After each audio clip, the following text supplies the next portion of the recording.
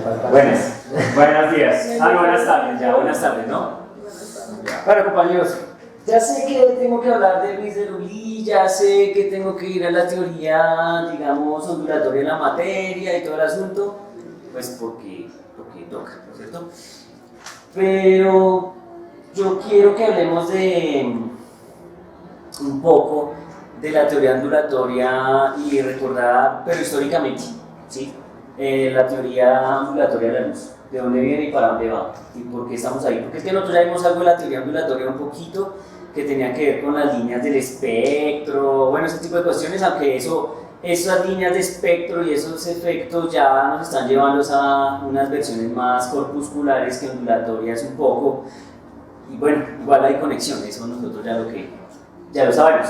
Entonces realmente lo que me puse en la tareita fue revisar un poco la condición histórica de la concepción que tenemos de la luz y cómo a través de la historia hemos tenido un problema grave de concepción de la luz hasta que por allá en 1900 y tanto pasan cosas definitivas o definitorias en algunos aspectos, ¿sí? Entonces quiero que hablemos de eso.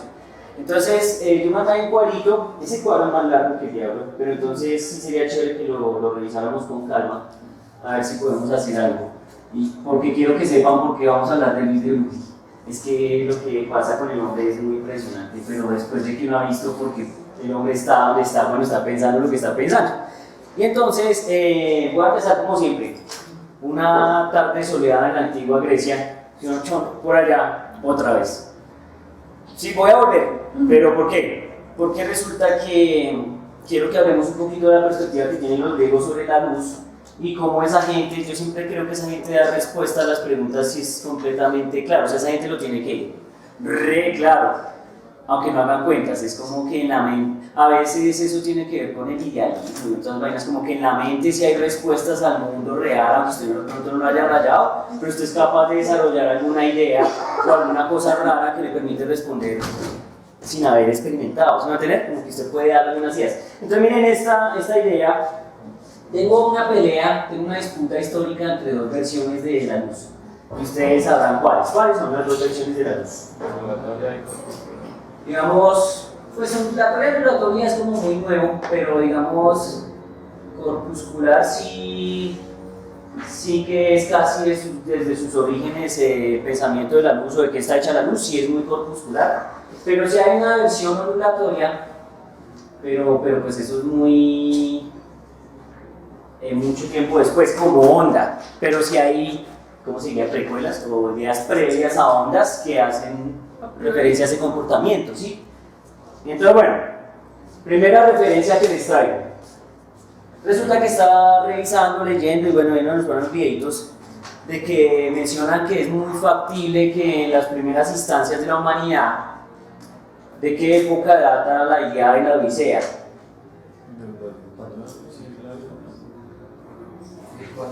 Del 4000 antes de Cristo, del 2000,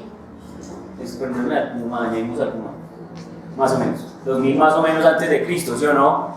Entonces miren que esas historias tienen, miren que uno en una clase de física hablando es que de Homero, ¿sí? Vamos a poner a Homero, ¿cierto? Entonces resulta que Homero da cuenta de las visiones de las versiones que tiene la cultura popular en el momento sobre lo que es la luz. ¿Sí estamos? Y entonces habla de una versión de la luz que es bien interesante y es, bueno, pongámoslo aquí que podría estar en la Ilíada, en la Odisea. Pero, entonces, ustedes se preocuparon ahí por la fecha. Asesor de tildes, Odisea, ¿no? Entonces, miren.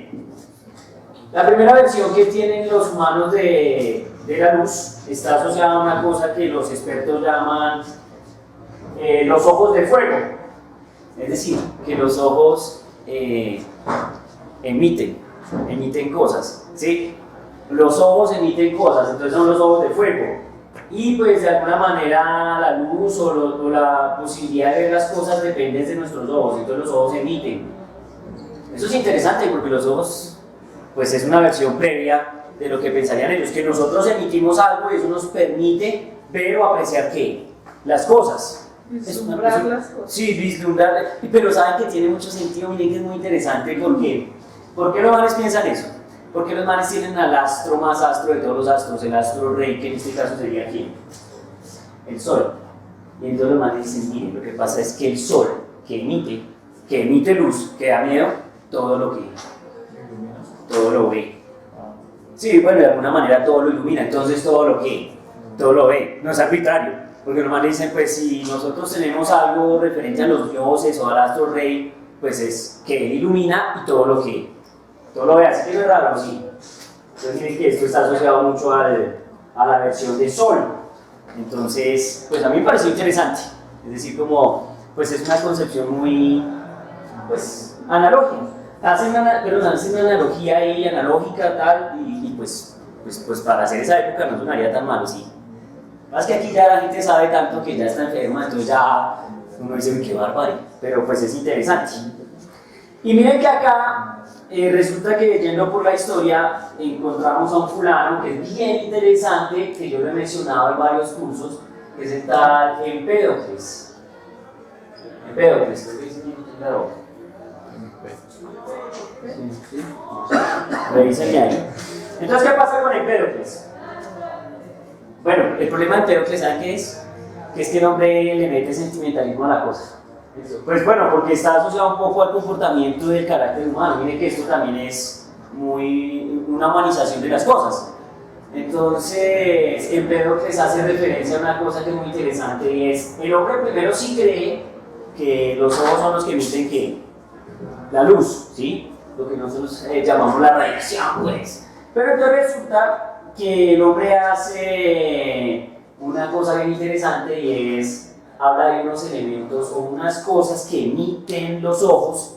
Todavía no estoy diciendo que sean partículas, de hecho creo que en ese momento no está muy definido bien qué son, pero resulta que son unos fulanos que se llaman los efluvios.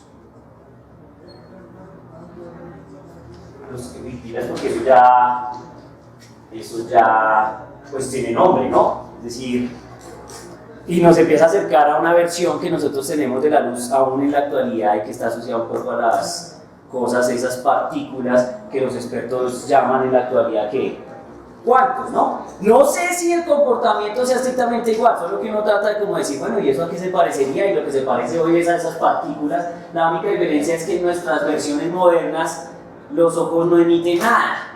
Los que emiten son ¿quiénes? Otros, en este caso, los objetos. ¿Sí? Entonces, pues ahí hay algo bien interesante por revisar. Entonces, miren este detalle. El hombre tiene dos versiones en las cuales uno puede ver los objetos o percibe los objetos. Una a través del amor, ¿okay? Y otra a través de ¿qué? Del odio. ¿Y cómo es eso? Mi profe, ¿qué estamos hablando? Si es que esto es una clase física brutalmente avanzada.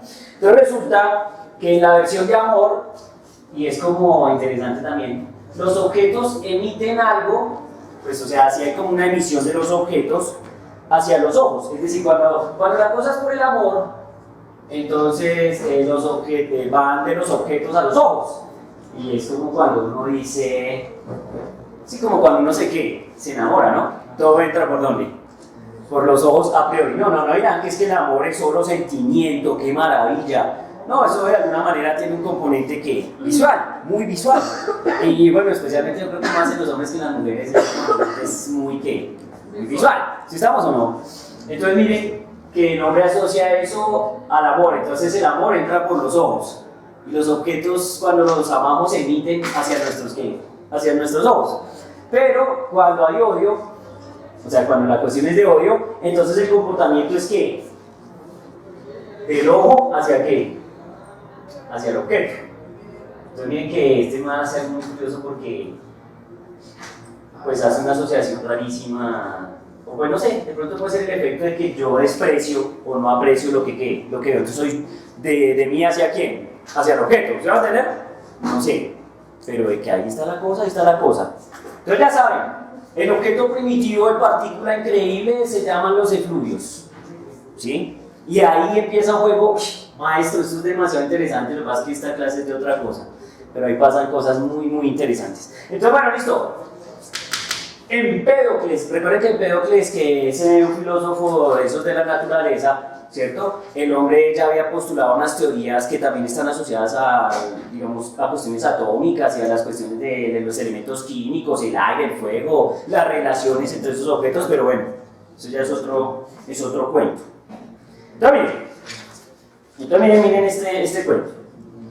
Miren que me voy a ir por la teoría corpuscular así como un buen, ¿qué? Como un buen rato, un buen ratazo. Y de hecho, para estas ideas que les estoy vendiendo hoy, les tengo lectura. Una lectura deliciosa. Van a gozar de lo lindo con esas lecturas de física. Y es muy chévere y ya les comentaré cuál es el libro y todo. Entonces, vienen los duros. Ahora sí vienen los duros. ¿Quiénes son los duros? Pues por lo menos Platón, Aristóteles. Pero en el camino nos encontramos a un fulano medio duro que ya hemos mencionado, pero en otra faceta. El famoso Demócrito. ¿Qué decía el Demócrito de lo? ¿Qué es lo que decía Demócrito que nosotros lo mencionamos por primera vez? ¿El modelo qué? Atómico. Bueno, un modelo atómico o la idea de átomo, ¿no? La concepción inicial de átomo viene con Demócrito. Por una razón muy sospechosa en clase de física moderna lo volvemos a mencionar, ¿sí? Pero en este caso, hablando en términos de la luz, parece ser que Demócrito, y eso leyendo poquitas cosas nomás, como revisando ahí por superficialmente, ¿cierto? El hombre está obsesionado con ¿qué? Con las partículas. O sea, ese man sí tiene una versión corpuscular de casi todo lo que usted se imagine, ¿sí? Y obviamente la luz no es la excepción. Pero entonces miren que es muy chévere. El hombre habla de que la luz está hecha de unas partículas, ¿sí?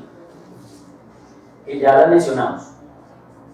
¿Sí? Pues está asociado a los famosos efluvios. Pero entonces, esta gente empieza a darle dinámica al juego. ¿Por qué? Primero, los griegos tienen una versión geométrica de absolutamente ¿qué? Casi todo.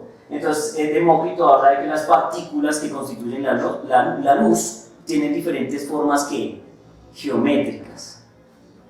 Entonces, pilas porque ahí lo importante son las formas, ¿sí? Las formas son completamente ¿qué? Diferentes. Y esas formas son vitales en las hipótesis que plantean. Las formas son diferentes. Y entonces, me faltó decir algo y ahí ya lo digo. Que tiene varias formas diferentes, pero que también son importantes, digamos que es como una especie de pirámide, no sé, hagan una estructura como esta, ¿sí? Pero dependiendo de la orientación que tenga, entonces uno tiene una percepción de color o otra percepción de ¿qué? De color. Entonces, si viene así, no sé, por decir algo, estoy especulando, no sé, entonces así veo amarillo, no sé. Y si viene de pronto de esta manera, bueno, hagan un acto de forma, se la puedo pintar, entonces ahí veo un rojo, ¿me entienden? Entonces, la orientación de esas estructuras define el famoso ¿qué? Color. Hay algo interesante, pilas acá, hay algo muy interesante. Primero porque, bueno, yo no lo dije y ahí está el problema, pero esto sigue siendo una teoría que corpuscular, ¿sí? Pero hay un factor interesante y es el factor de la velocidad. Pilas porque estos manes sí hablan de velocidad, ¿sí? Aunque nadie está haciendo derivadas de posición respecto al tiempo ni nada, pero hay un concepto, una versión previa de lo que es ¿qué? La velocidad. Y miren que hay algo interesante. Yo no sé si le pegaron o no le pegaron y por qué le pegaron. Pero estos tipos, y ya digo por qué digo tipos, dicen que la velocidad es ¿qué? Finita. Que la velocidad es ¿qué? Finita.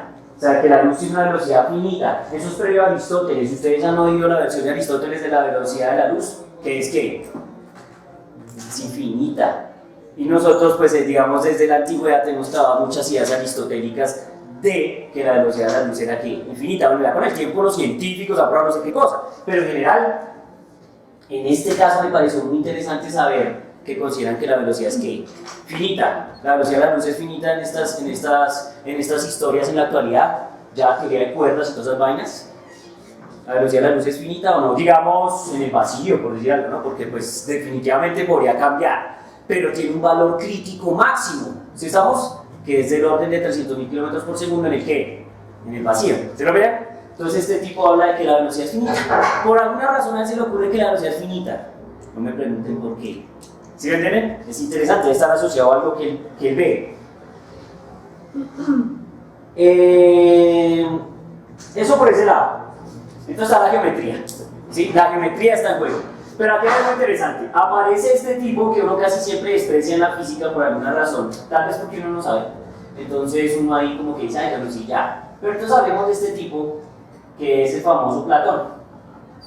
¿Sí? De pronto porque, pues como es un poco idealista, entonces uno dice, ah, eso ya no me suena tanto. ¿Sí estamos? Pero entonces miren, ¿qué pasó? Es que, bueno, si usted no sé si lo conoce, es que pues, Demócrito también decía que la luz venía de los No, sabes que cuando leí eso no le puse cuidado a eso, sí había definido eso o no. Pero yo pensaría que, como no lo he dicho, mejor dejémoslo quieto y tal vez podríamos averiguarlo para no equivocarnos. Porque hay relación entre Demócrito y otros. O sea... Sí, hay relación, pero yo estoy haciendo más como una línea de tiempo, más que de pronto que sean ideas 100% idénticas. Lo único que sí es cierto es que es una teoría de características corpusculares. ¿Sí estamos? Ahora miren esto. Platón nos plantea lo siguiente. Son tetraedros. Son tetraedros. ¿Sí estamos? ¿Sí está bien escrito? Tetraedros. Entonces, pero entonces miren que aquí hay algo interesante. Este tipo, entendía yo, recuerden que a este tipo no le preocupa el vacío. De hecho, a este man le gusta el qué? El vacío, tiene su obsesión con el vacío. Entonces parece ser que estas partículas internamente eran ¿qué? Vacías. Mientras que este tipo en contravía dice que los tetraedros son ¿qué? Son sólidos. Son sólidos y macizos. ¿Estamos? Son sólidos y macizos, que es como similar.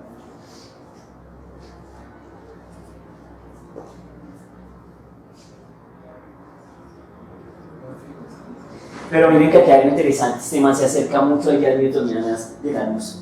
Porque el man dice, mire, ¿sabe qué pasa? Que las partículas que constituyen digamos la luz, los famosos tetraedros, tienen una característica bien especial. Y es que cada tetraedro tiene velocidades características únicas y diferentes. O sea, como que hay tipos de tetraedros y dependiendo de su velocidad definen los colores. Entonces aquí lo que define los colores, ¿qué es? La velocidad. Y la velocidad es la que da cuenta de diferentes colores. Les pregunto, ¿eso se parece a ideas newtonianas? Se parece el resto a ideas newtonianas de la luz.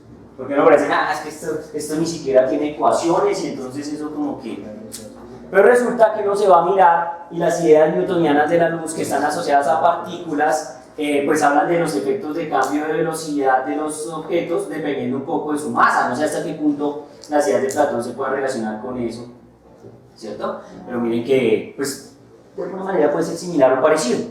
Entonces, ahí están esos tipos. Gente que ya había hablado de eso, pero que como cuando uno hace física uno se olvida de eso. Y eso nos tiene donde nos tienen ahorita con Luis de Broglie. Ustedes ni siquiera se preocupen, que esto tiene una consecuencia muy brutal sobre lo que hace Luis de Broglie.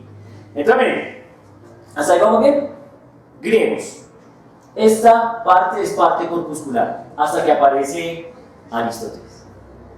Pero Aristóteles no habla de ondas 100%, porque ustedes dirán, pero ¿cómo es posible?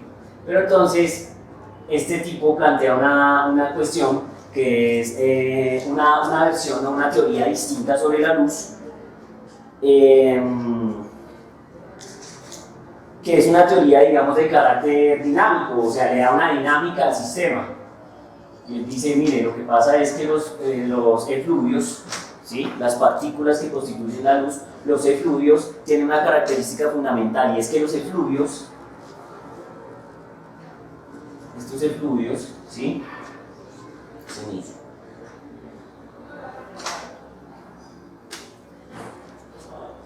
Miren esto, alteran el espacio. Es decir, de alguna manera modifican o alteran el medio por el cual se propaga la luz, ¿sí? Y por ejemplo, él dice, uno ve los efluvios del fuego porque el fuego de alguna manera, pues con la energía que tiene, no sé, afecta el espacio y el medio en el cual se encuentra. Entonces, ¿por qué la ponemos en una teoría un poco ondulatoria? Porque pues el tipo ya le da como un carácter importante al medio. Cosa que aquí no habla mucho del medio en el que se mueven los, digamos, las partículas ni nada, pero este tipo sí le da importancia al medio, le da una dinámica y la partícula tiene una interacción con el medio, que en el caso de ahí no nos mencionan 100%. Y eso es interesante porque las ondas sí tienen un problema grave con el medio, y ustedes saben que las ondas tienen un comportamiento un poco dependiendo del medio en el que se están desplazando. Entonces uno podría hablar de que ahí aparece una teoría que tiene una característica dinámica, mientras que a esto no le importa el medio, simplemente son objetos que se mueven, pero no dependen del medio. ¿Estamos de acuerdo? Y entonces miren, aparecen entonces desde la antigüedad y hasta la actualidad estas dos teorías, digamos una corpuscular o también la llaman granular, y está esta teoría de las ondas, pero en una versión primitiva, y no se habla 100% de ondas, pueden ser corpúsculos aún, pero tienen un carácter dinámico. Entonces a esta teoría la llaman teoría dinámica, ¿sí? Desde la antigüedad. Entonces miren cómo empieza a surgir todo ese juego, y todo no es salido de Grecia. Se pone más chévere porque voy a hablar de gente que yo no había oído mencionar más allá de la geometría. Ustedes, además de Euclides, geometría, ¿qué más han oído nombrar de Euclides? De Euclides, además de los postulados y elementos, que pues es lo que lo hace 100% famoso. Entonces, parece ser que el hombre tiene una versión de la luz. Posiblemente la que predomina, por cosas curiosas, es la versión corpuscular. En el caso de la luz, pues como que Aristóteles no pegó tan duro como pegó en otros ámbitos. ¿Sí estamos? Pero también que aquí pasa algo interesante.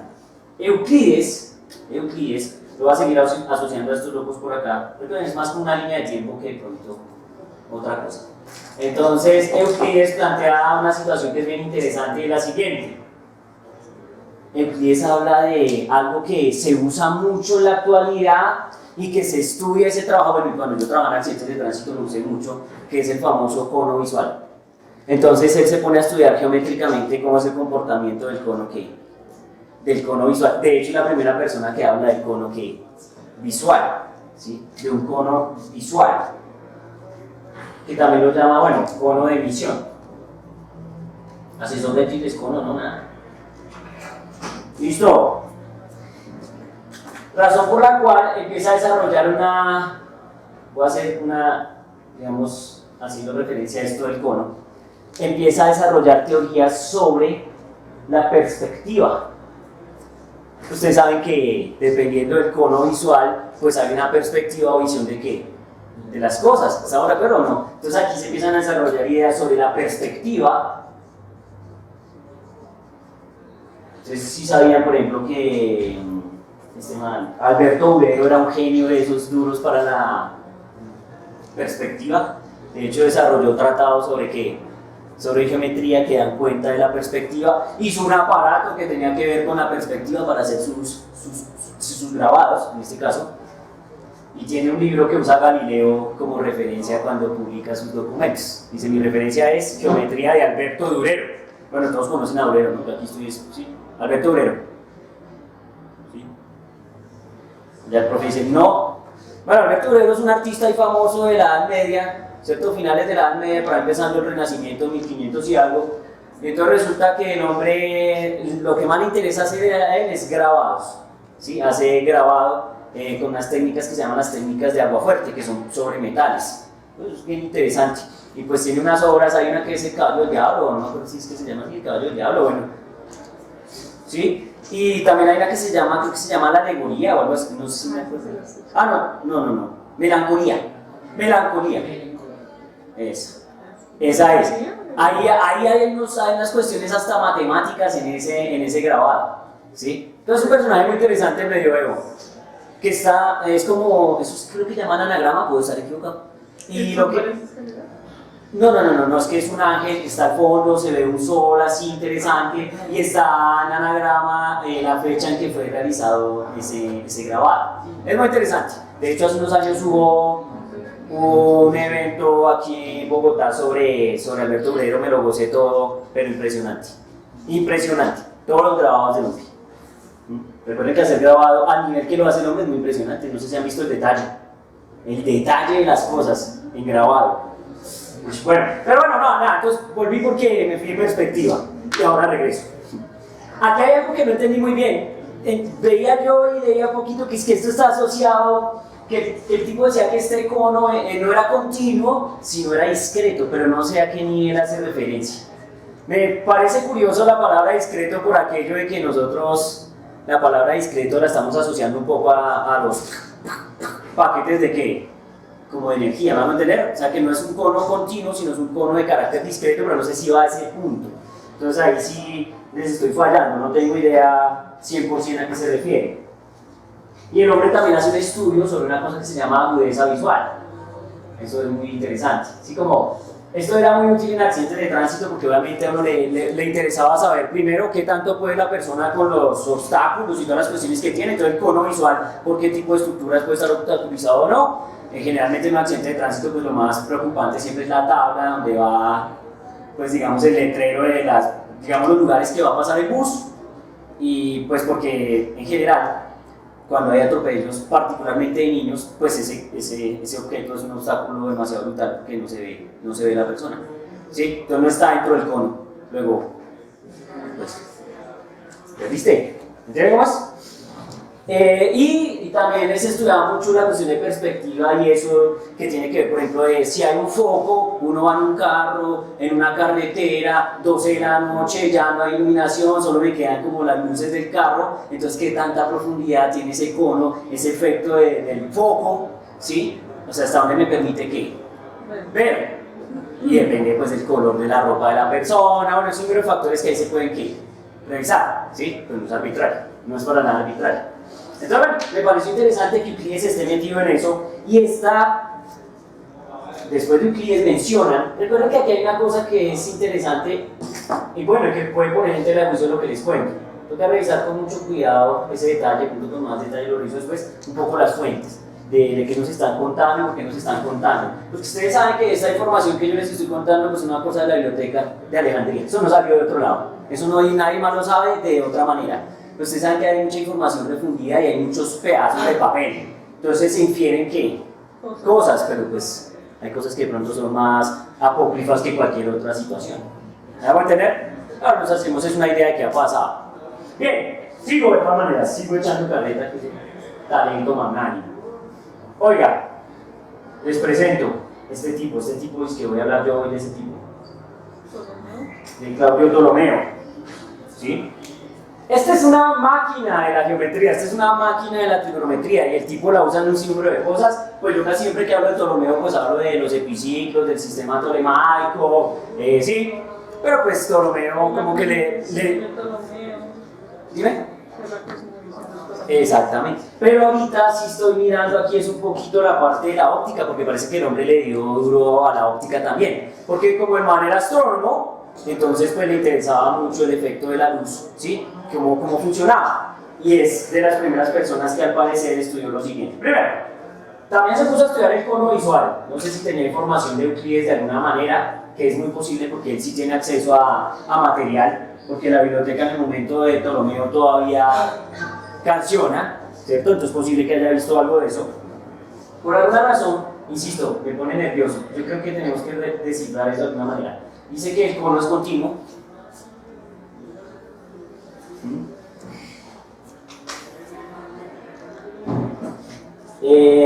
Estudió cómo se percibe, es lo que les comentaba del accidente de tránsito, cómo se perciben los objetos, percepción, asesor de tilde sol. Aquí, ¿estoy bien? No, tilde no, es ese. Sí. ¿Ah? Percepción. Ambas, listo. ¿Yo no? ¿Ahí está? Sí. Listo. CS, ¿no? CS. No. Percepción. Ah, maldita sea. Listo, ahí está. Bueno, listo. Todo bien. Oiga, hay algo interesante. Esto me pareció muy interesante y es: el hombre es la primera persona que estudia la refracción de la luz. La refracción de la luz. Profesores, ¿qué es la refracción de la luz? Cuando la luz cambia su dirección. Debido a un ¿qué? debe haber un medio material, ¿cierto?, que se interpone en su camino, de alguna manera, generalmente transparente, ¿no? O un tanto, un medio, bueno, viscoso, sí puede ser un fluido. Bueno, que el vidrio también dice que es viscoso, ¿no? Es que el vidrio no está en estado sólido, sino es un fluido ahí que con los años uno mide el grosor del vidrio abajo y que ha aumentado respecto a la parte superior, sino que es un estado viscoso, así, mejor dicho, bravo. Casi sólido. Bravo, que es casi sólido, sí. Oiga, entonces el hombre estudia la refracción de la luz, pero ¿sabe para qué? Para las cuestiones de astronomía. Y el hombre estima y calcula errores que se hacen cuando se hace ¿qué? Observación. Ustedes saben que estrictamente, digamos, el lugar donde uno ve la estrella no es necesariamente el lugar donde ¿qué? Donde está, sino por efecto de refracción uno la ve un poco desplazada respecto a su posición original, digamos, si uno pudiera proyectar la línea recta completa para llegar a ese punto. Entonces el hombre estima ese tipo de errores y los presenta en sus libros, esos cálculos. Entonces, eso me parece a mí muy interesante porque yo creo que no haría eso tan fácil. Y hay algo que sí me impresionó, pero pues no sé, insisto, puede ser muy apócrifo, pero uno no sabe. Y es, parece ser que el hombre estudiando problemas de reflexión, ¿saben que el proceso de reflexión, que es como el más sencillo, digamos, ¿sí? Con el ángulo incidente, el ángulo reflejado, la normal no sé quién y la imagen virtual de no sé quién? El caso es que el hombre parece intuir que este camino elegido por la luz es el camino de menor tiempo para los procesos. Estoy hablando de Ptolomeo, pero ustedes saben que eso está asociado a una idea de quién, que uno ha oído mencionar. ¿Ah? Es una idea asociada a Pierre de Fermat, ¿sí? Hablando del principio de mínima acción, que en general somos perezosos, no suena al principio de mínima acción, me suena al resto, porque básicamente lo que dice es que la naturaleza busca gastar la menor cantidad de energía para cumplir cualquier proceso. Eso nos pasa, ¿no? Principio de mínima ¿qué? Acción. Bueno, ustedes de eso más saben, ustedes ya sacan lagrangianos y acciones lagrangianas, integran y no sé qué universo en expansión. Entonces, yo no sé ahí de qué estoy hablando. Pregunto, ¿hasta ahí está claro o no? Tremendo, ¿no? Pues me suena interesante. Miren que es que lo que pasa es que cuando uno no conoce procesos históricos, uno no sabe por qué diablos a alguien se le viene la idea a la cabeza, pero parece ser que de pronto uno no sabe Fermat, que esa gente sí está conectada con esas ideas, porque recuerden que en la época de Fermat es cuando estamos en el auge de los libros de la antigüedad y todo, entonces pues esos tipos tienen mucho acceso a esas cosas, cosa que a nosotros ya ni nos muestran, eso ya ni siquiera nos encuentra un libro de esos fácilmente. Bien, preguntas, ¿ahí vamos bien? Recuerden que yo voy para lejos, entonces estoy quedado en el tiempo. Pero bueno, aquí hay algo chévere. Casi siempre en mi curso de epistemología, pero bueno, hoy voy a hablar de eso. Voy a hablar un poquito, voy a hacer este sancocho, me gusta, yo no sé qué no entendió. Voy a hablar de los árabes, asesor de tildes árabes. Ah, La primera. sí, esa es la gente que yo quiero. Árabes, miren qué pasa con los árabes. Los tipos se llevan conocimiento, ustedes ya saben, se llevan los libros, pocos o algunos de la Biblioteca de Alejandría y de esas cruzadas que tienen ellos, digamos, peleando con la gente de Occidente. Pero entonces miren que aquí aparecen dos tipos y eso cuando estuve en epistemología lo discutimos alguna vez y es que la física que hacen los árabes, por alguna razón, se centra mucho en la óptica. De hecho, casi que uno cuando encuentra aportes de los árabes a la física, uno lo encuentra en ¿qué? En óptica, ¿sí? O sea, los tipos a eso le dieron duro, ¿sí? Y los tipos descubrieron varias cosas. Entonces yo aquí me encontré dos personajes históricos interesantes que pues pueden dar cuenta un poco de ese proceso de la óptica. Claro, aquí hay algo importante, yo aquí no lo dije, pero pues espero lo intuyan. Aquí empieza lo que los expertos denominan óptica ¿qué? Óptica geométrica. Óptica geométrica. Esas de las que ustedes más saben, ¿no? Espejo plano, espejo cóncavo, convexo, foco, no sé qué. Bueno, todas esas vainas. Yo eso no sé, pero ellos. Entonces, miren, pasa algo interesante. Hay dos tipos. Nunca los había mencionado, tal vez sí los había leído, pero ustedes saben que uno lee y después ya no saben ni qué leer. Entonces, estos dos tipos. ¿Sí? Esos dos tipos, Al-Farazi y Al-Hassen.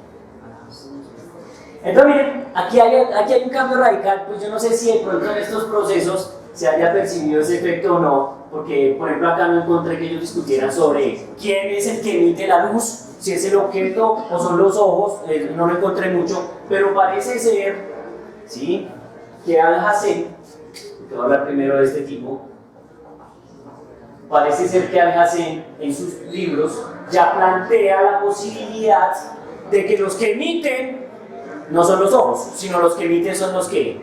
Entonces la emisión es de los objetos. La emisión es de los objetos. ¿Estamos? Ellos son los que emiten la luz, no al contrario. Los ojos no son los que emiten son los objetos. Eso es un cambio radical. Y este tipo, ¿sí?, además hizo un estudio sobre la fisiología del ojo. Es decir, el man dio cuenta, como estudiaban lentes cóncavos, convexos, entonces el hombre intuyó de alguna manera que los ojos tenían ese tipo de funcionamiento. Entonces el hombre hace su primera versión sobre la fisiología de qué. Entonces, ¿qué va aquí? Fisiología, eso entra dentro de considerar la luz como onda. Nadie ha dicho eso hasta ese momento. O sea, no, es decir, no te estoy diciendo, o sea, no estamos dando cuenta de si él asume que la luz es corpúsculo o es onda. No lo estamos discutiendo.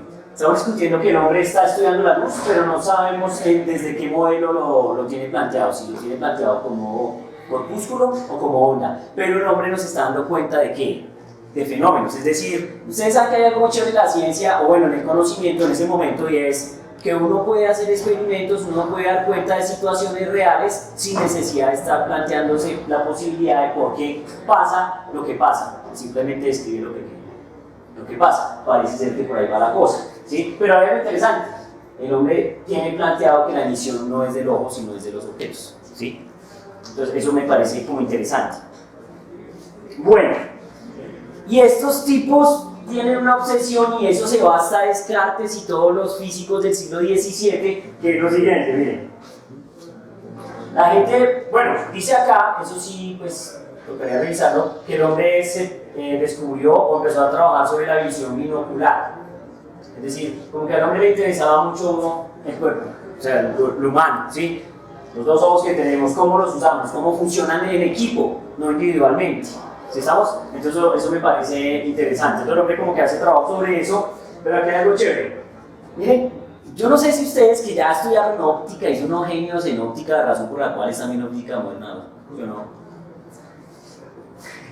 yo no sé si ustedes estudiaron espejismos. ¿Sí estudiaron espejismos?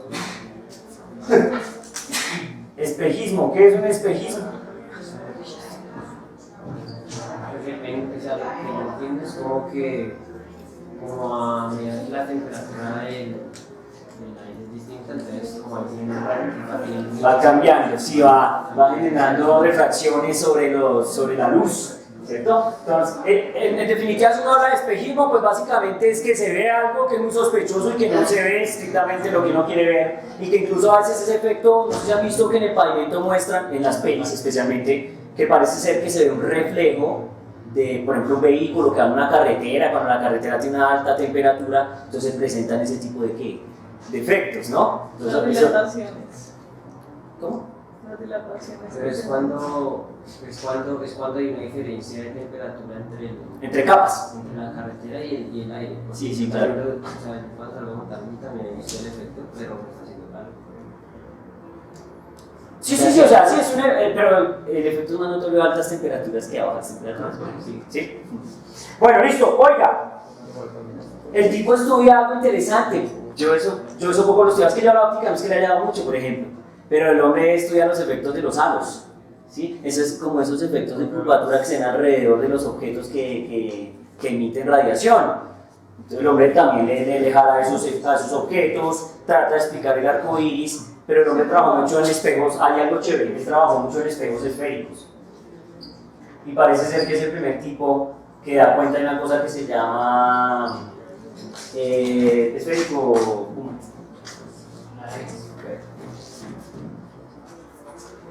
Y da cuenta de una cosa que se llama aberración, ¿sí? La aberración esférica. ¿sí? Que tienen los espejos curvos. ¿Cómo es el juego de la aberración esférica? ¿Qué es que consiste ese efecto de la aberración? ¿Aberración esférica? Sí.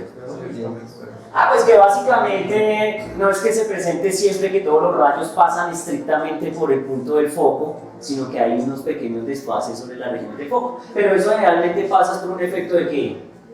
De pulido, ¿sí? Pues porque uno no puede, mejor dicho, tendría que ser la superficie perfectamente o sea, pulida, animada, plana, completamente plana, ¿me hago entender, no? Sí, o lisa, mejor, para que no suene mal, lisa, y que se presente el efecto y que todos converjan en el mismo punto, pero como es humano, tiene su efecto, entonces pues pequeñas micro deformaciones hacen que no se enfoquen todos los rayos sobre el foco principal del espejo. ¿Me hago entender? Ese es lo que llamarían los expertos aberración. Bien, pues este Alvarez yo leí un poco, pero más que así pues gran locura, solo hizo una cosa que me pareció muy interesante. Y es, yo no sé si ustedes se dan cuenta, pero esta gente da cuenta de fenómenos, pero por ejemplo ahí parece ser que en los árabes se presenta el efecto de... ¿Se presenta el efecto de qué?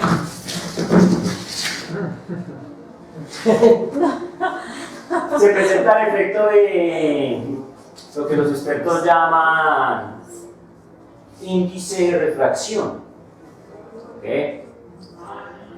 O por lo menos dio un comentario que nos hace pensar un poco sobre lo que es el índice de refracción. Entonces el hombre decía, mire, de alguna manera intuyo yo que la velocidad de la luz,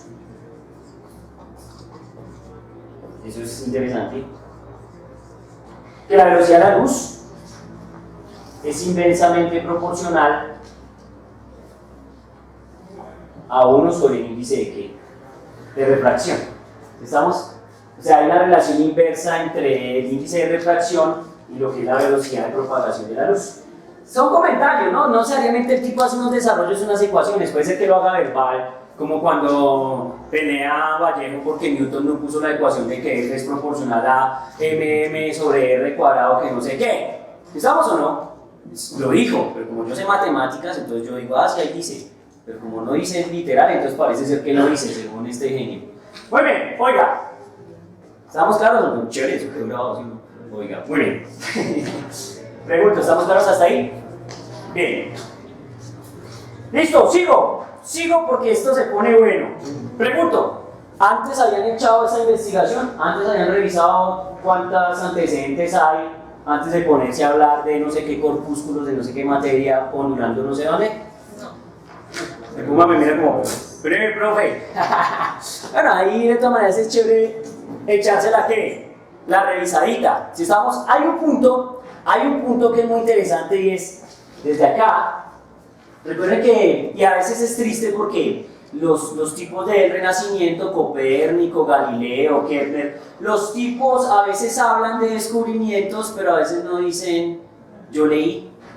Es que Alfarabi o Alhazen me leí algo y reportan, no reportan.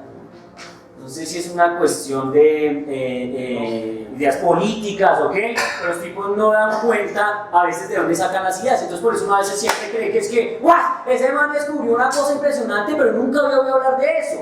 Y resulta que es muy posible que él sí lo haya oído nombrar, sino que el hombre dice, es que este man lo pensó, pero yo lo voy a hacer así, o de pronto le mete una modificación, o simplemente se hizo un plagio, un clon muy mortal y lo hizo y ya. Y uno cree que es que eso nunca nadie lo había pensado, solo lo pensó, no sé, este fulano. ¿Entienden? Eso es triste porque ahí se pierde mucha información. ¿Preguntas? ¿Ahí vamos? Bueno, aquí se pone chévere. Aparece un personaje ya, pues obviamente estoy contando una historia estrictamente eurocentrista y por ahí con un detalle de los árabes, así como, toma tu detalle, y ya. Pero aquí empiezan a aparecer los personajes poderosos. La gente que sí empieza a ser famosa y que nosotros ya más o menos conocemos, aunque no necesariamente en las clases de física nos mencionen siempre. Entonces voy a hacer mi primer borrón de estas ideas, espero lo tengan copiadito todo, y voy a empezar a hablar de estos señores. Me encanta porque aquí ya aparece el poder, y eso me parece chévere. Seguimos con la ¿Con lo corpuscular o lo dinámico? Ondas. Ya le digo. Ya le digo cuando le digo. Además porque voy a volver a mencionar algunos que mencioné digamos en primera instancia. Entonces miren, pasa lo siguiente. Tranquila, tranquila. Mire, lo que sí es cierto es que esto existe. ¿Hasta ahí vamos bien? Listo. Perfecto. Resulta que aparece nuestro primer fulano. ¿Sí? Puede ser que haya hablado desde alguna de las perspectivas, pero no lo revisé, solo comenté algo que es muy interesante ahí, y es que este tipo, voy a ponerlo aquí porque no sé, y como no sé, pues no sé. Entonces digo, Descartes. René Descartes, ¿cierto? El tipo se escribió un librito que se llama Dioptrica.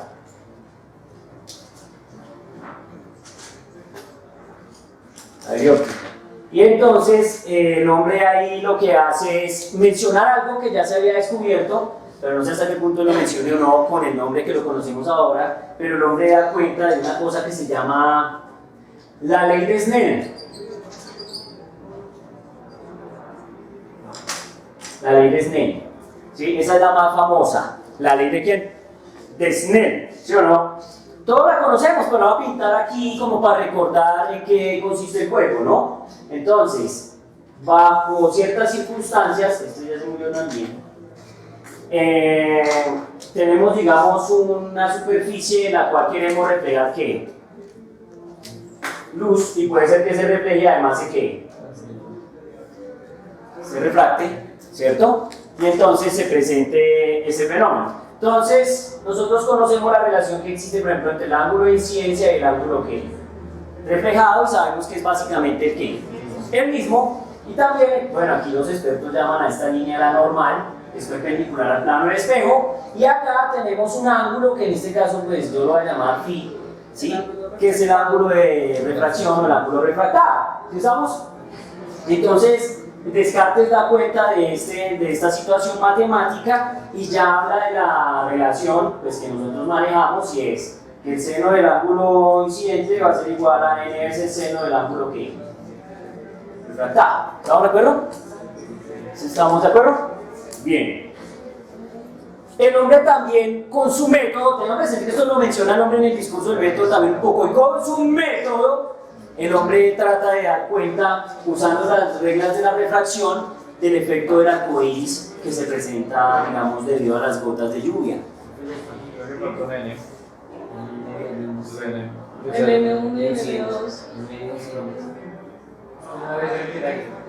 Ya, es que es porque creo que es uno, ¿no? El del aire es uno. O sea, no lo puse ahí, pero sí, pues pueden ponerlo ahí si quieren. No sé, como para que sea 100% completo ahí. Entonces, no sé, N incidente y N qué. Refractado. Ya está, ¿listo? Bien. Oiga, entonces miren que aquí hay algo chévere. Bueno, en general, el hombre da cuenta de eso, la gente lo conoce, lo trabaja, no hay lío, y de hecho Newton se pega a esta idea, muchos se van con esa idea, es que araña y pelea con todos, y con esa idea rompe muchos cerebros. Pero entonces miren, aquí aparece un personaje que encuentra un fenómeno que por el momento nadie conoce. Está el fenómenos conocidos, reflexión y ¿qué? Refracción. Fenómenos conocidos, reflexión y refracción. Pero aquí hay un tipo de apellido Grimaldi, ¿sí? Y este tipo Grimaldi encuentra o descubre un fenómeno que es muy interesante, que es el fenómeno de ¿qué? El fenómeno de difracción. ¿Sí? La difracción. Como tercer fenómeno. En este fenómeno, bueno, yo creo que ustedes más o menos lo conocen, pero sin embargo lo vamos a comentar, y es cuando la luz pasa por, digamos, una región muy estrecha, muy pequeña, ¿sí? Un agujero, y entonces se proyecta esa luz que sale del agujero en una pantalla o en una región, y entonces se empiezan a percibir unos anillos. Estamos en unos diferentes anillos. Y entonces ese efecto es lo que los expertos en ese momento llaman difracción. ¿Estamos de acuerdo? Lo que los expertos llaman difracción. Entonces el hombre descubre ese efecto y él dice, bueno, aquí hay una situación. Ese efecto no es explicable ni a la luz de la reflexión ni a la luz de la ¿qué? De la refracción. Entonces la pregunta es, ajá, ¿y entonces cómo se resuelve o cómo se explica ese fenómeno? Pero pues, ya está.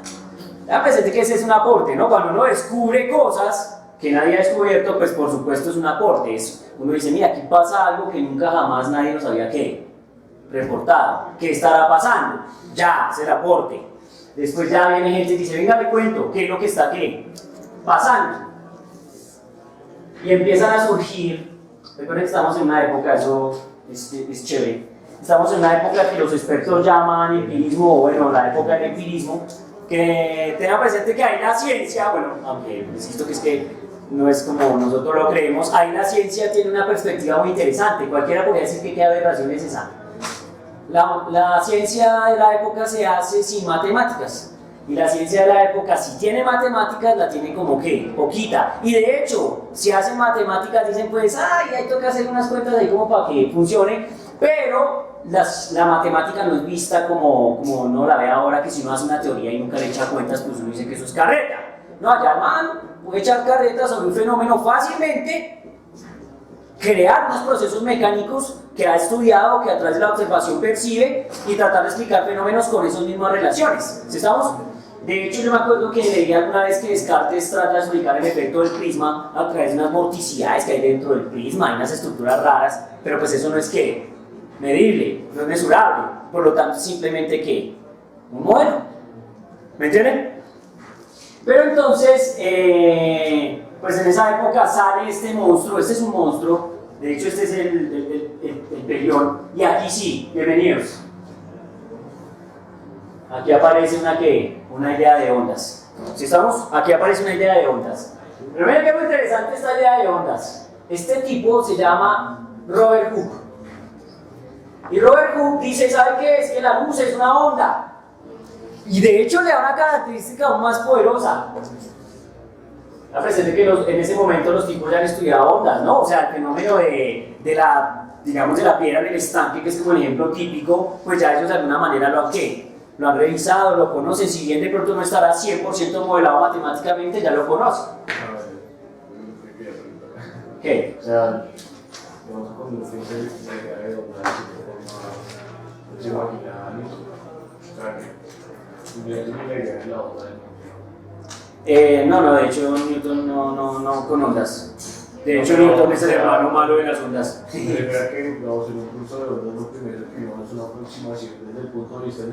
Newtoniano, claro, sí. Un dato de pronto, en esa época de esa idea también tuve esa misma aproximación, ¿verdad? Es que hay algo interesante. No, porque este man es contemporáneo de Newton. De hecho, cuando Newton va a hablar, el primer artículo que publica Newton no es 100% cosas de dinámica y no sé qué. Uno de los primeros artículos que publica Newton es sobre la luz. Y saben, entonces Newton saca el artículo y dice, bueno, luego vamos a sacar un artículo para publicar en una revista. Y le dicen, bueno, envíelo. Y entonces lo envía a la sociedad real, a la comunidad de científicos de Londres, y le dicen al más experto de esa comunidad, venga, háganos un favor, revise ese documento. Y ahí viene quién es el más experto de esa camada, Robert Hooke.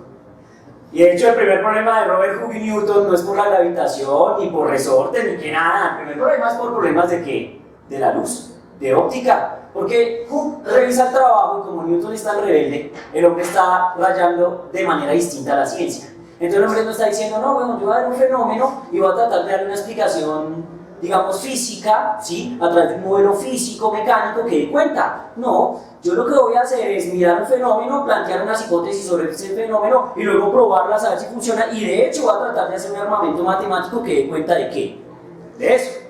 Entonces, en la época de Robert Hooke, o sea, cuando Robert Hooke plantea estas ideas, no hay ningún modelo newtoniano de que fuerza igual a masa por aceleración y que no sé, nada. Nada. Obviamente sí hay conocimientos básicos y previos, ¿no? No es que esa gente es virgen e inocente, ¿no? Hay el concepto. Por ejemplo, René Descartes ya ha planteado en esos momentos y está por ahí en juego el concepto de momentum.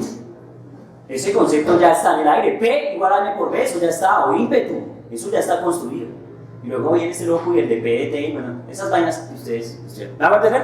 Entonces no es trivial. Pero algo interesante, los tipos sí observan mucho y observan muy bien. Entonces, por ejemplo, mire que Robert Hooke dice, ¿qué tal si la luz es una onda como las ondas que se propagan en el agua cuando uno tira una piedra y es literal lo que está diciendo. Ustedes recuerdan que cuando uno habla de una onda que se propagan, digamos, en el agua debido al efecto de la piedra, son ondas que los expertos llaman ondas transversales, ¿cierto? Que son ondas que su oscilación o su energía, digamos, está presentando un efecto así y no empujando como empujan las ondas de sonido, que empujan de esta manera, horizontalmente, ¿sí? Entonces resulta que el hombre habla de que la luz tiene este comportamiento, ondas, y son, digamos, perpendiculares las oscilaciones al desplazamiento, ¿sí?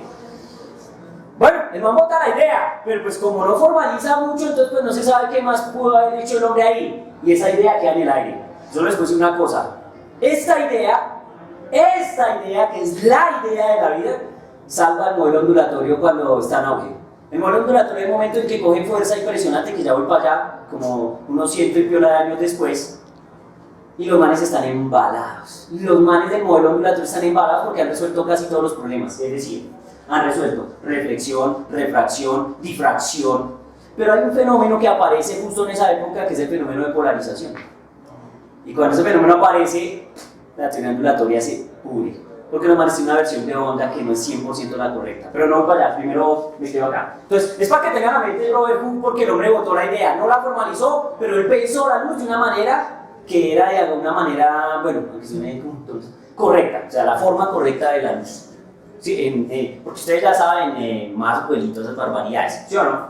Oiga, pero bueno, pues vamos acá, porque me fui. Y ahora sí viene, ahora sí tiene la razón. Hay una gente que se empieza a volver adepta sobre la idea ondulatoria. Y entre los adeptos más adeptos de la idea ondulatoria, y el más poderoso de los representantes es Christian Huygens. ¿Sí? Este tipo leía yo hace unos años, no me acuerdo la fuente, pero me acuerdo que yo leía una vez que este tipo tuvo disputas con Newton fuertes, porque tengan presente que Huygens plantea la idea ondulatoria, ¿sí? Y hace de una, él sí hace de una. Ese es el problema. El problema de Huygens es que Huygens dice, son ondas. Pero a diferencia de Robert Hooke, él como y esa analogía es muy chévere. El hombre dice, estas ondas no son transversales, sino son ¿qué? Longitudinales. Es decir, son como las ondas de sonido. Y hace completamente analogía con las ondas de ¿qué? De sonido. Entonces miren que mientras Robert Hooke plantea esto, Huygens plantea esto sobre la ¿qué? Sobre la luz. Entonces debe haber algo que genera este ¿qué? Este efecto. ¿Sí estamos de acuerdo? Entonces miren qué interesante, este tipo tiene una versión bastante correcta, digamos desde el conocimiento que tenemos ahora, y este tipo tiene una versión que es onda también, pero tiene esta versión, que nosotros de alguna manera ya sabemos que no canciona. Pero para resolver este problema hay que esperar como 100 y pila de años, porque la gente como Huygens fue tan poderoso. Huygens hizo muchos experimentos, de hecho pelea contra Newton con experimentos, para probar quién es el que tiene la razón. Y en Newton se hace 3 experimentos, más se hace como 11. Y entre los 3 experimentos que hace Newton, Huygens hace 11, y entre esos 11, los 3 que Newton hace también los hace con onda. Porque ustedes saben que si una partícula la tiro contra la pared, pues rebota, y si mando una onda contra la pared, pues oigan mi eco, lo vean, entonces también rebota. Y entonces, pues eso es analógico. Así que toca empezar a disputar el proceso de onda y partícula con otras circunstancias. Empieza a poner cada vez más pesado. Entonces, miren, Huygens plantea lo siguiente. Son ondas de sonido y otro problema que se nos convierte pero mortal. Las ondas de sonido necesitan un medio de ¿qué? ¿Medio de qué? De propagación. Entonces el hombre, como hace analogía con el sonido, de inmediato se embala. Obviamente él no sabe, y se muere relajado, porque el hombre no se preocupa por eso, porque lo plantea y más o menos ¿qué? Canciona. Entonces está en medio de propagación. Ay, hay algo chévere. El hombre, bueno, con esto da cuenta de la reflexión y de la refracción, pero el hombre en este punto, justo en este punto, porque San Aristóteles sigue vivo, papá, el hombre dice, esto no es propagación instantánea, que es lo que nos tenía en la mente Aristóteles. Entonces, miren, este tipo dice, esto no es instantáneo. Fíjense que eso es un problema de bravo. El problema de si algo es instantáneo o no es instantáneo, la acción a distancia, y no sé qué, ni Newton, ni tomen física. ¿Sí o no? Eso es un problema bravísimo, eso es filosófico, eso es epistemológico, eso es bravo. Entonces, miren, pregunto, ¿está claro esto? Ahora viene algo severo.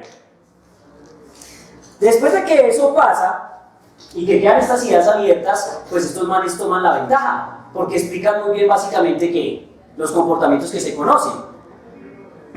Pero aparece el magnánimo, glorioso y más poderoso de todos los poderosos que existen y que existieron. ¿Quién? ¿Ah? ¿Quién? ¿Yo? El profesor Omar. Se me hacía impresionante, hombre.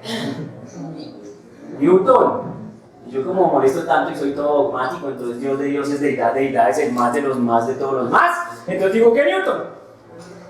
Y el hombre apareció, de hecho por eso es que se volvió famoso el man. Ahí fue cuando el man se volvió re famoso y después ya vino la teoría mecánica y todo.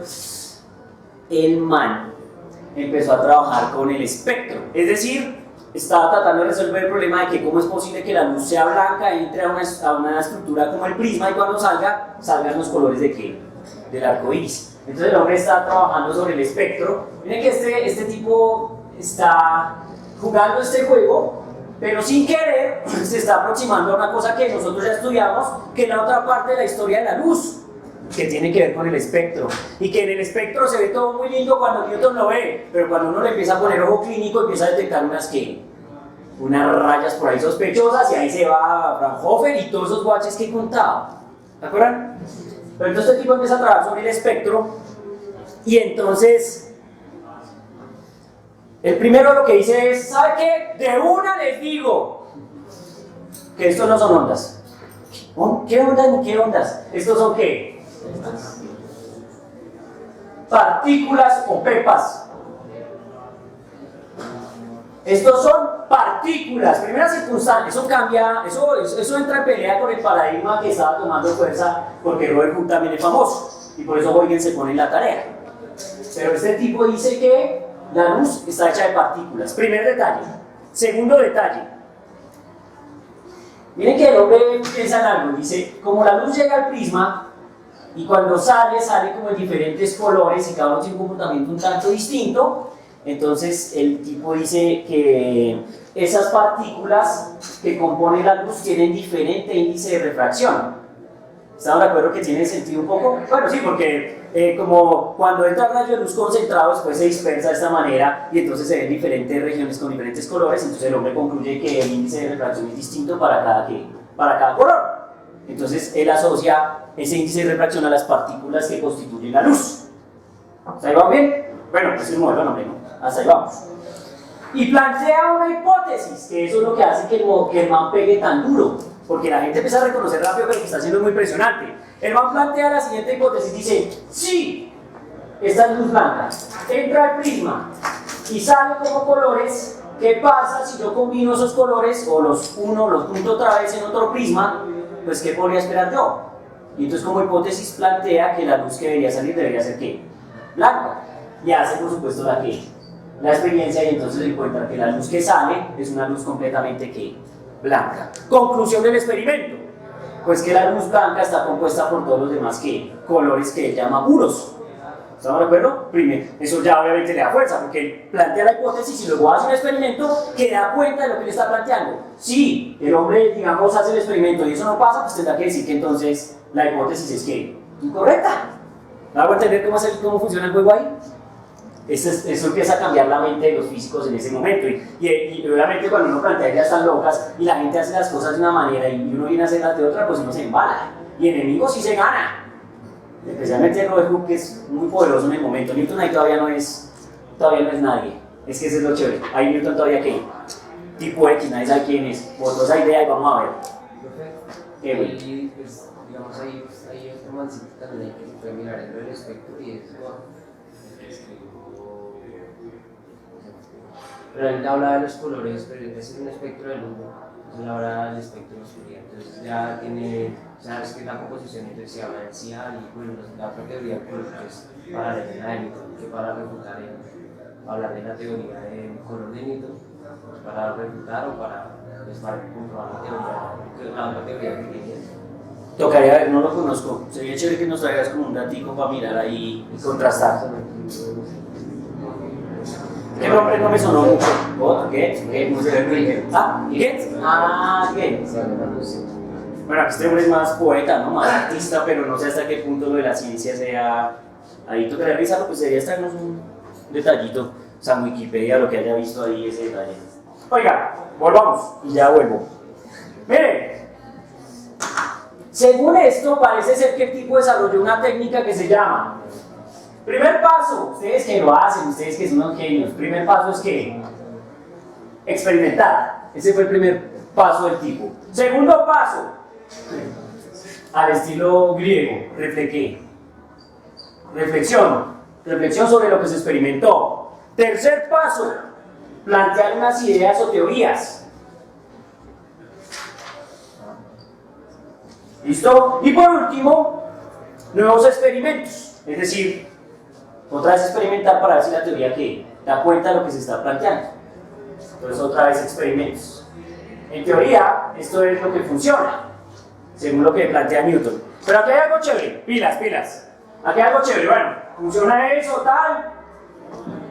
Pero entonces miren, primero, ya dije, son partículas, o sea que es una teoría completamente ¿qué? Corpuscular, ¿sí? El hombre dice, plantea y mantiene y sostiene que la luz es un ente que viaja de los objetos ¿a dónde? Al ojo, eso es importante. Eso va de los objetos ¿a quién? Al ojo. Eso por ese lado. ¿Listo? Otra cosa que es bien interesante. El hombre con sus modelos, con su idea de partículas puede dar cuenta de los fenómenos que están en la época, es decir, puede dar cuenta de la reflexión y de qué más, de la refracción, ¿sí? Pero además, como el hombre se hace tan poderoso porque da cuenta de lo que es la luz blanca y los colores, ese efecto de dispersión, entonces este modelo newtoniano, que a priori puede haber sido discutido, después se convierte en la ley. Es decir, están estos dos modelos, pero Huygens puede haber escupido la cara de Newton fácilmente con los experimentos, pero como Newton es Newton, y como Newton es tan famoso en Inglaterra, ¿sí? Y lo tienen tan en buen afecto, entonces la teoría de Newton es la que prevalece. Y la teoría de Newton no dura ni 5 años, ni 10 años, ni 15 años. La teoría de Newton coge mucha fuerza y termina durando muchísimos años, de hecho dura casi todo el siglo XVIII completo. Y la gente pues la tiene en la mente, la tiene ahí y trabaja sobre eso. Y los que trabajan en ondas son gente que está rezagada. Eso es chévere porque ese es un proceso de la ciencia natural. Es decir, si ustedes ahorita hablan, por ejemplo, y lo hablo yo que siempre hablo de ese fenómeno porque lo vivo, lo gozo y lo sufro, que es el fenómeno de estar en una parte en un modelo teórico que está completamente aislado en un marco convencional de las teorías físicas de la actualidad. Entonces, la mayoría de gente habla de materia oscura, y yo estoy metido en unos modelos que se llaman teorías de gravedad modificadas, que son modelos completamente distintos. Eso es una facción renegada. Eso le pasa a quienes, a estos guaches. Estos terminan siendo una facción renegada. Y como todo el mundo se mete a la idea corpuscular, pues todo el mundo va a la idea corpuscular hasta cansarse. Y ahí es donde entra la lectura que les digo. ¿Qué pasa? Obviamente la gente empieza a desarrollar modelos y a explicar sobre los corpúsculos las cosas, pero entonces hay un momento en que el modelo empieza a tener grandes problemas y no da cuenta 100% de lo que se está hablando. Y de hecho aparecen los revolucionarios de este modelo. Estamos hablando ya de inicios del siglo XVIII. Entonces aquí aparece el modelo dinámico y aparecen... bueno, me faltó decir eso, ya les digo. Bueno, aparecen los famosos. ¿Quiénes son los famosos del modelo ondulatorio? Pues está Jung. ¿Se acuerdan de Jung? Claro, eso han oído nombrar a Jung en la luz y también para estar al módulo de Jung y un poco de cosas. Está este tipo Arago, de pronto Arago no es tan famoso. Y está Fresnel. Fresnel es famoso. ¿Están de acuerdo o no? Estos tipos la sacan del estadio. Estos tipos la sacan del estadio con las ideas. Estos tipos pueden dar cuenta de fenómenos que las partículas no pueden dar cuenta, ¿sí? pero voy a hablar de gente que se quedó en el modelo de las partículas y que estaba haciendo algo interesante. En el momento en que aparecieron, ¿quiénes? Estos. Pero como aparecieron estos, opacaron a estos. Y los que estaban trabajando en esto y podían estar llegando a ideas que a ustedes les suenan como partículas de luz, fotones, mecánica cuántica, se diluyeron en el qué, en el tiempo y quedaron tirados por allá en cajones, porque como perdió fuerza la teoría, porque esto dio cuenta de unos fenómenos, pero 100%, entonces esa gente desapareció. ¿Quiénes están ahí? Ahí les tengo dos personajes que son interesantes y nos toca entonces centrarnos en el librito que les digo. Ahí nos cuentan la historia de personajes que aislados de la historia. Entonces, aparece un fulano que se llama Robert Blake, que por supuesto es famoso, ¿sí o no? Está Robert Blake y hay otro tipo que se llama John Mitchell. Tal vez este no, no. John Mitchell. Estos tipos, en la época en que está John Haraway Fresnel, bueno, este es un poquito creo que antes, bueno, no me acuerdo bien. Estos tipos están trabajando en teorías de partículas y están dando cuentas de fenómenos de estos fenómenos, pero en términos de partículas. Pero cuando esto sale y pega, ya la gente se olvida de las que, de las partículas. Entonces, ahora los que quedaron relegados fueron ¿quiénes? Estos. ¿Qué quiero que hagan, compañeros? Bienvenidos al juego, porque yo eché mucha carreta y como que he estudiado con ustedes, no estoy ofendido.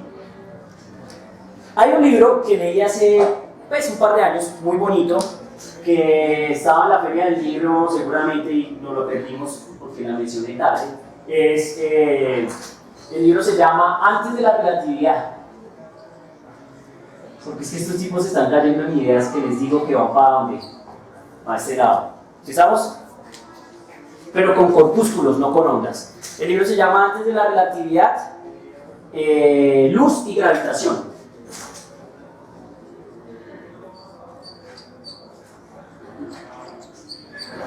Luz y gravitación. Este es un libro que yo opino que muestra el poder de estudiar historia de la ciencia. En este libro es una investigación histórica que hace el autor, ya les digo, se llama Jean Eisenstadt, creo que es así, se pronuncia. Ay, no me acuerdo si Eisenstadt. Creo que termina en T, pero me corrigen ahí. Si pueden buscarlo ahí. ¿Listo? Este señor, que es físico de profesión, maestrías, doctorados, todo lo que a usted le suena, el hombre hace una investigación histórica porque se encuentran unos documentos por allá en Oxford y en Cambridge. ¿Pero en dónde se los encuentra? En unos cajones, ¿sí? Por allá, en esas bibliotecas y cosas y documentos que ellos tienen guardados. Y el hombre estaba buscando documentos sobre este personaje, Robert Blake. Y el hombre descubre los documentos y empieza a escanearlos. Y empieza a darse cuenta de que el hombre está hablando de una teoría, digamos, científica de la luz que se acerca mucho a ideas de la ¿qué? De la relatividad. Y empieza a dar cuenta de efectos un tanto relativistas. De pronto está asociado, se está acercando a la cuestión esa de gamma. ¿Se acuerdan del famoso gamma? Por ahí. Pero el hombre no está dentro del marco regular de la historia de la ciencia, porque esto fue descubierto que ya cuando el hombre estaba, pero que bien muerto. Entonces la gente nunca supo que él existió, pero el hombre ya estaba rayando esas cuentas. Ojalá no les pase a ustedes, compañeros, una situación tan terrible, que uno esté hecho un dios poseído y en ese momento ya se haya pasado su momento. Nos puede pasar, sí, nos puede pasar a todos. Y el hombre tenía muchas respuestas a preguntas del momento, pero como salieron estos afamados, diluido completamente en la historia. Y luego este tipo, gracias a Dios, este tipo encuentra esos trabajos y pues le da una segunda ¿qué? Oportunidad, proyecto y trabajo que tiene el hombre. Cuando lean el libro se dan cuenta de lo emocionante y excitante que es el proceso que trabaja este tipo. ¿Listo? Entonces, a leer se dijo, compañeros, que están como muy tranquilos, que no es violencia. Oiga, amigos, ¿cómo lo ven hasta ahí? ¿Está claro? Carreta histórica. ¿Mañana qué quieren? ¿Cuentas? Mañana hay cuentas. ¿Cuántas cuentas? Muchas cuentas. Mañana rayo. ¿Sobre qué? Sobre algunas ideas de estas. Hasta que nos lleven a quién. ¿Para dónde estamos? Vamos para el Rubí. ¿Hasta ahí vamos bien? Listo. Voy a descansar un minuto. Un minuto aquí. Voy revisando este detalle.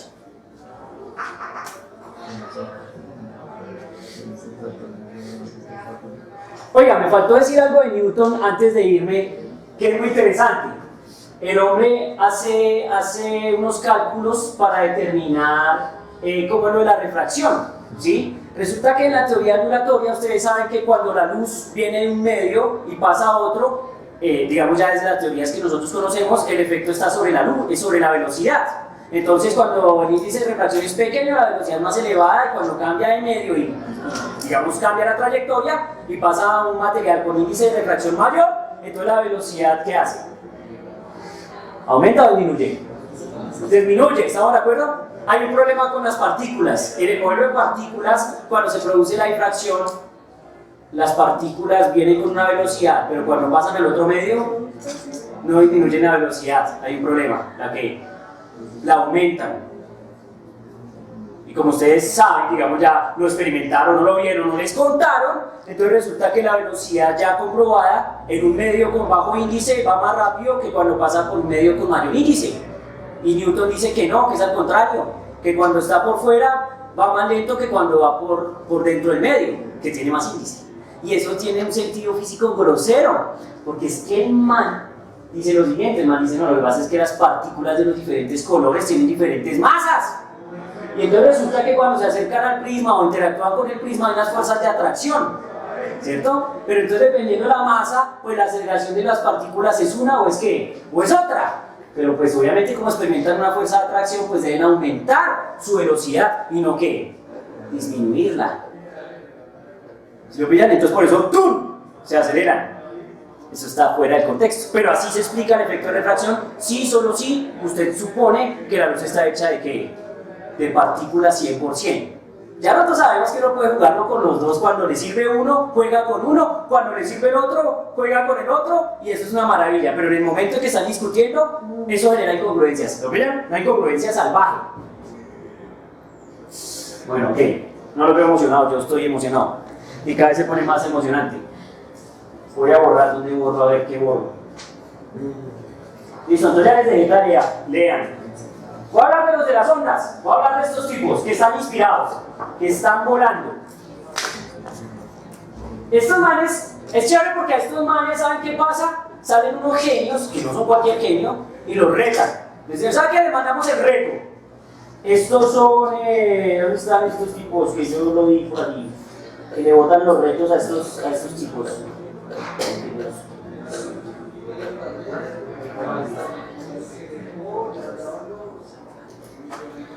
Permítame los busco y los escribí, pero ahí por otro lado. Aquí aparecen dos fulanos, aparecen estos dos tipos retando a todos estos guaches. Yo no sé si a ustedes les daría miedo que un tipo como estos salga y los rete, pero acá no es que estos no se amedrentan, sino salen poseídos. Sale este tipo, Laplace, y sale este señor, el señor Biot. ¿Se lo debe nombrar a Biot? Sí. Bueno, el mismo Biot, esos hombres franceses, François. ¿Saben esos franceses? Dicen, porque los manes son reparticuleros. Es decir, los manes están obsesionados con la teoría corpuscular porque pues tienen la versión de Newton. Entonces los manes dicen, ¿sabe qué? Vamos a mandar el reto. Definitivamente tiene que alguien salir a dar cuenta de los fenómenos de interferencia. Y entonces, ¿quién va a dar cuenta del fenómeno de interferencia y con qué teoría? Entonces, ellos retan a la gente, lanzan un reto en el año 1816, este tipo sí tengo fecha. En 1816 lanzan el reto y dicen, bueno, ¿quién es capaz de resolver el problema de la refracción y el problema de la interferencia de la luz? ¿Sí? Y aparecen estos tipos, Jung, Aragon y Fresnel. Aragon es señor de los amigos. Por acá jugando videojuegos, ¿sí ven? Jung, Aragon y Fresnel. Y los tipos empiezan a hablar de una cosa que se llama el principio de interferencia. Ese principio me encanta. Me encanta porque con ese principio yo he conquistado chicas. Uy, profe, ¿qué es esto? ¿De qué está hablando? Si estamos hablando de ciencia. Pues yo no sé si ustedes la ciencia no la han gozado tanto como yo, que hasta chicas he conseguido con principios de ciencia. Alguna vez estaba yo, una chica, y estábamos así hablando, y pues como yo estoy pensando en esto a veces, ¿cierto? Uno hasta aquí, pero está allá. Entonces no sé si ustedes han visto que a veces cuando uno está en una habitación que es muy oscura, uno deja la puerta entreabierta así chiquita y uno si mira el piso va a haber una región, o sea, va a entrar un cono de luz y va a haber unas regiones blancas y oscuras. ¿Lo han hecho? ¿No lo han hecho? Joder, estén atentos. Blancas, oscuras, blancas, oscuras. Y entonces yo le decía a la hija, mira mamacita, qué maravilla. Cuando la luz más luz da luz y cuando la luz más luz da oscuridad. Porque es chévere presumir y decir, mire, yo sé que la luz más luz da luz y cuando se le da la gana luz más luz da ¿qué?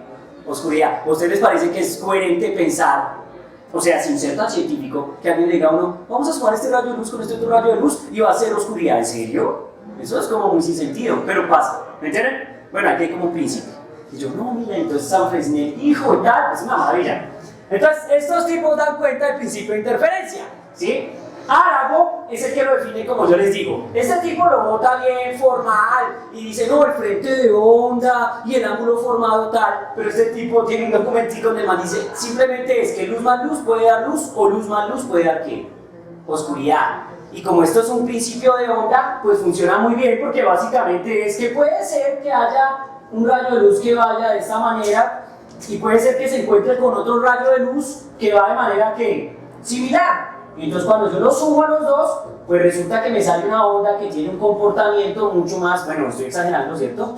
Un comportamiento donde se generan unos picos impresionantes y en esos picos, pues es que luz más luz da ¿qué? Luz. Pero cuando la luz no está en la misma fase, digamos, ¿cierto? Entonces puede haber una onda así, mientras la otra onda está asá. Y cuando la otra onda está asá, pues pasan cosas. Que cuando sumo luz más luz, pues toma tu oscuridad. ¿Sí estamos o no? Y entonces es tremendo. En resumen, eso es lo que dice, no Árago, sino Árago, perdón, Árago. ¿Sí está Árago? Oiga, ¿cómo lo ven? Tremendo. Bien, los tipos están en un momento de auge, dan cuenta de casi todo fenómeno que se les pone al frente. Cuando los tipos los retan a los manes y les dicen, háganse esto, hagan esta prueba o prueben que las ondas son las que son, creo que es, ya les digo, bueno, no me acuerdo, está entre Jung y Fresnel, pero no me acuerdo quién. Uno de ellos dice, bueno, yo acepto el reto y mando unos documentos y prueba con ondas que estos fenómenos se pueden explicar. Pero sin embargo le dicen, no papá, eso no es así nomás, hay que hacer ¿qué? Experimentos. Y ahí aparece Árago. Árago no es el teórico, Árago es el experimental. Dice, yo hice el experimento y les tengo el experimento y el experimento es más o menos como este. El modelo de Fresnel y Jung predice, aquí está el modelo, predice lo siguiente. Si hay un obstáculo, no como el obstáculo típico de las rendijas, sino si hay un obstáculo de esta manera y uno tiene, digamos, dos frentes de onda, una cosa así, entonces el modelo de los tipos predice que acá se van a generar diferentes arcos, pero va a haber ahí hay algo interesante, va a haber un arco justamente ¿dónde? Aquí en el centro. Pero ¿cómo es posible que la luz que viene acá, que aquí no, o sea, que aquí es bloqueada, a través de los efectos de interferencia pueda generar un punto luminoso 100% justamente en el eje central de este disco, este plato? Entonces el modelo teórico de Fresnel dice que eso va a pasar y entonces Laplace y Dios dicen, eso no es posible. Y cuando están en la sustentación aparece este tipo, dice, vea, les tengo el experimento y ¿saben qué? ¿Eso qué? Eso ocurre. Luego estos tipos tienen 100% que la razón. ¿Me entienden pues? Eso es tremendo porque estos tres tipos se vuelven los duros y el frente mortal del modelo ondulatorio. Muy famosos.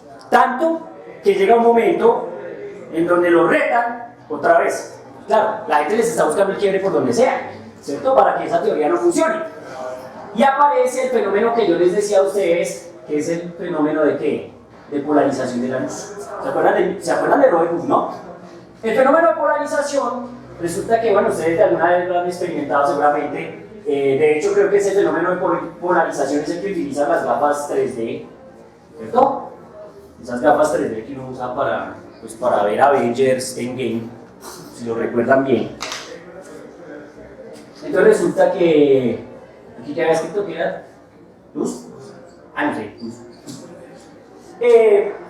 Bueno, volviendo a las dos versiones, porque es que aquí hay como un empate, ¿no? Hay momentos en que les hemos dado duro los particuleros y hay otro momento en que las ondas nos han golpeado pero ambas tienen razón, es que ese es el problema, ¿no? Que ambas dan cuenta de ciertas circunstancias, la otra también, entonces se convierte en un problema difícil.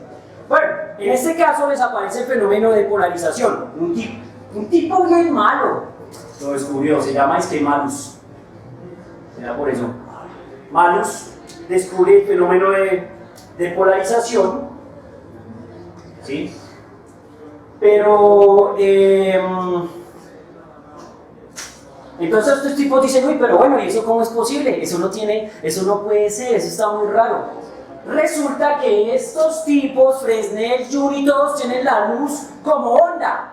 Pero tal vez lo que ustedes no sabían es que los tipos la tenían en la versión de ¿quién? En la versión de Huygens. Y en la versión de Huygens, la luz es una onda longitudinal. ¿Estamos de acuerdo? El efecto de luz longitudinal jamás en la vida permitiría un fenómeno como el que Malus encontró, que es el fenómeno de polarización. Jamás.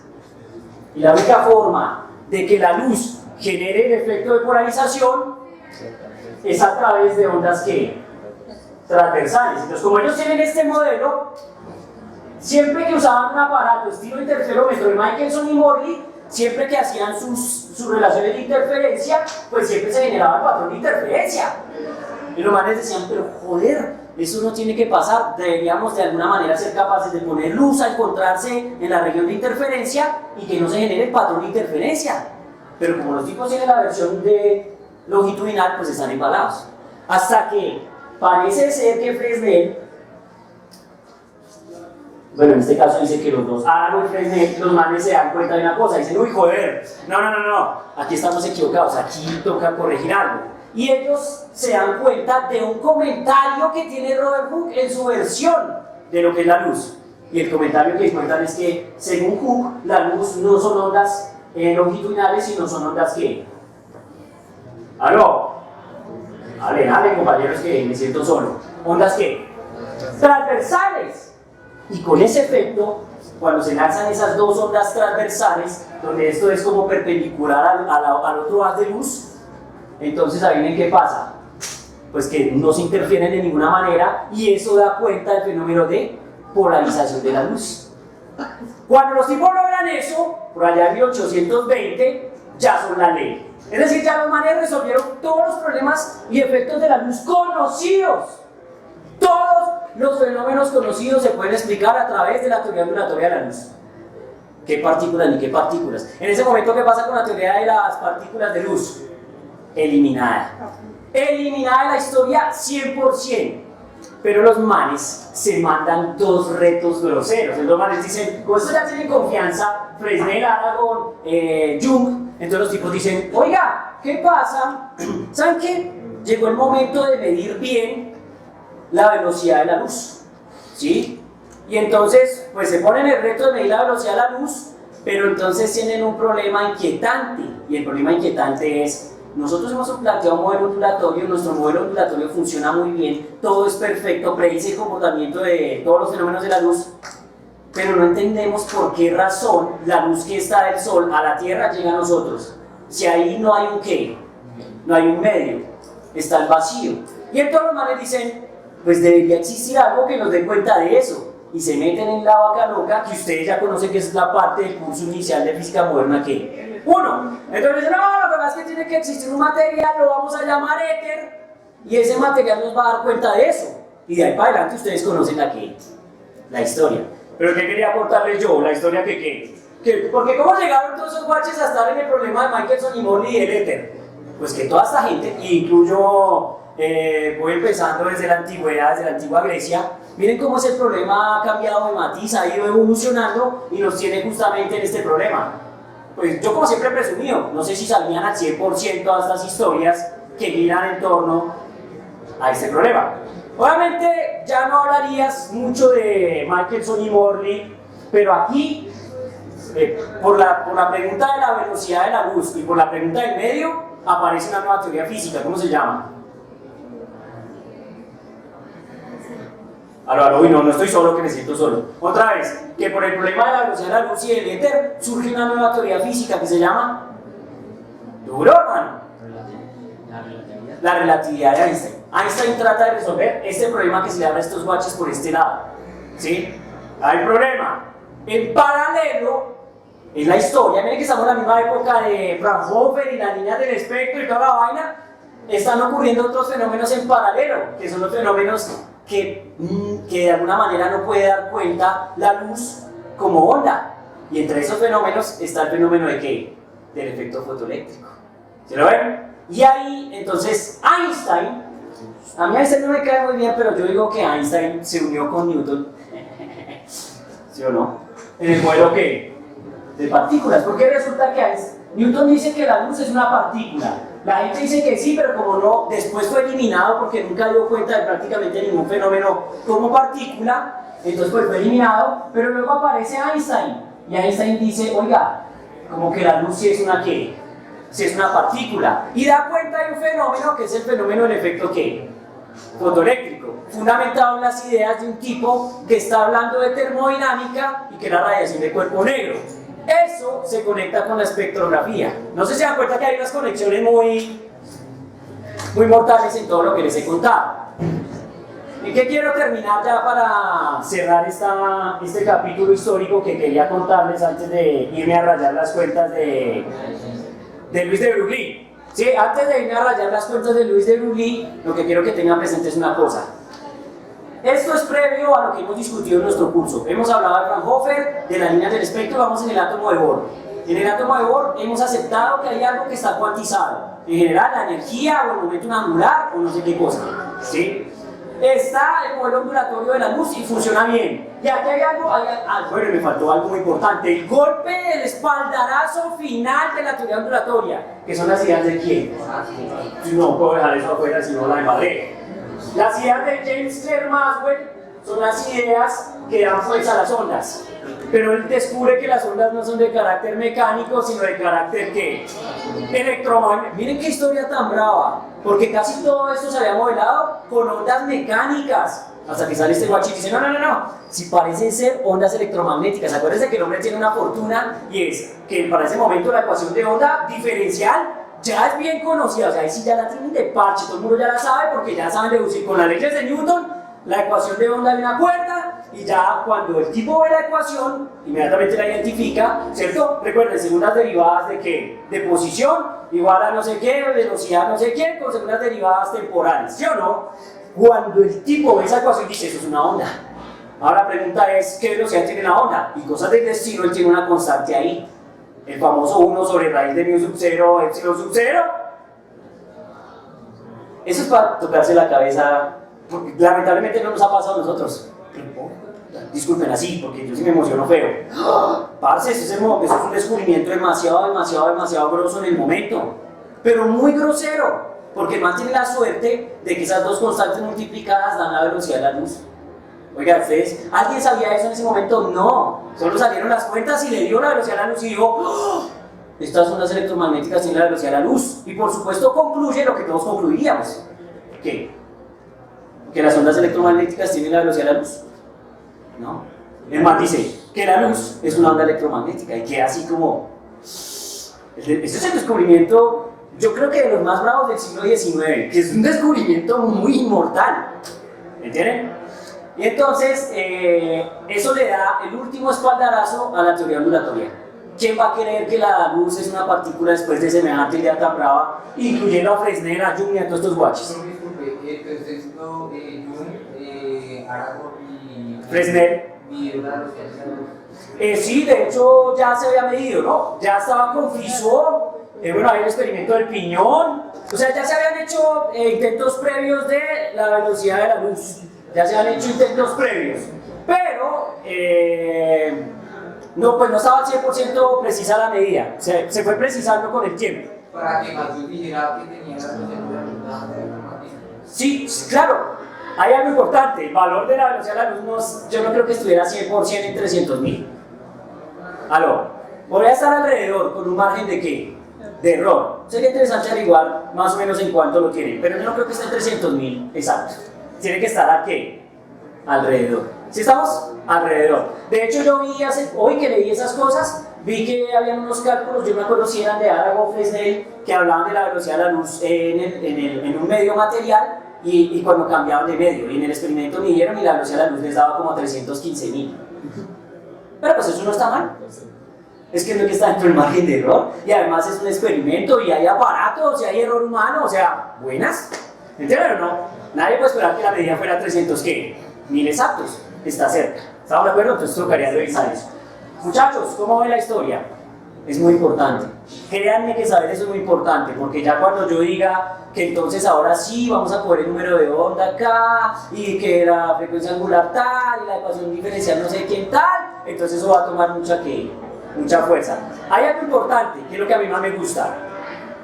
De Broglie se hace la pregunta que se hace un científico siempre, que a veces no nos la hacemos, y es: alguien ve un experimento, ve un resultado y dice, oiga, como un niño, como un infante, güey, no pregunta técnica, como un infante, dice, como, oiga, ya estos manes dieron cuenta de que la luz se comporta como onda y se comporta como partícula. Estamos hablando de partículas. Las partículas hemos visto que tienen un patrón que se parece al patrón de interferencia de la luz. Solo hay una pregunta por hacerse, ¿cuál es?